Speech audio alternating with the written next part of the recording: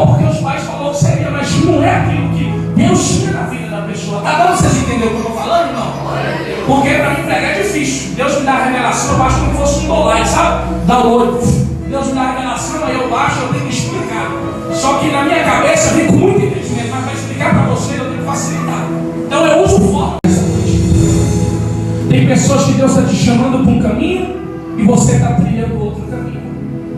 Tem pessoas que na vida Deus está dizendo: eu tenho isso para a sua vida, eu tenho esse chamado para você, é esse o propósito, mas você insiste em seguir outro caminho, você insiste em seguir outro propósito, e não adianta, porque quando Jonas vai mudar a direção, a Bíblia vai dizer que ele é lançado no mar e um grande peixe traga ele, e esse Jonas vai passar uma grande aflição dentro do ventre daquela baleia.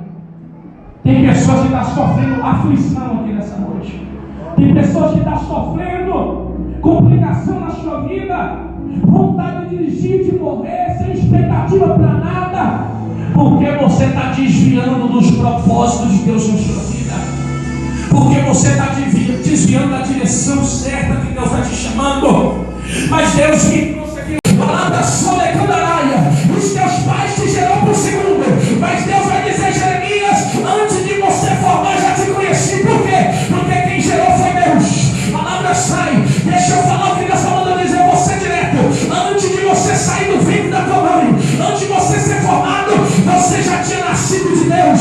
Deus já tinha um projeto na tua vida, e aquilo que Deus já decretou que é para se cumprir sobre a tua vida. Aleluia. Palavra sobrepassada. Eu era perdido, meus irmãos, muito perdido. Só que eu me encontrei quando eu descobri o meu chamado. E não adianta a gente fugir do nosso chamado quando Deus nos revela ele. Se Deus te chamou para ser um missionário, não foge. Se Deus te chamou para ser um levita, não foge. Se Deus te chamou para ser um obreiro, não foge. Se Deus te chamou para ser um pastor, não foge. Se Deus te chamou para cuidar da obra, não foge. Eu quero ser um médico. Ele não segue, ele estuda, ele dedica, ele aprende, ele tem um amor, ele tem um zelo em cuidar das pessoas. Às vezes eu já fui em farmácia de animais e eu já fui atendido por pessoa, parece que não tomou café, te atende daquele jeito, isso aqui serve e tal. Mas eu já fui atendido por pessoas de eu levar um animal e tratar como se fosse um filho. Eu fico olhando assim, nem eu trato o animal dessa forma, e a pessoa tratar com aquele carinho, porque o sonho da pessoa era ser aquilo. O chamado dela foi para aquilo, para tratar daquilo de pets.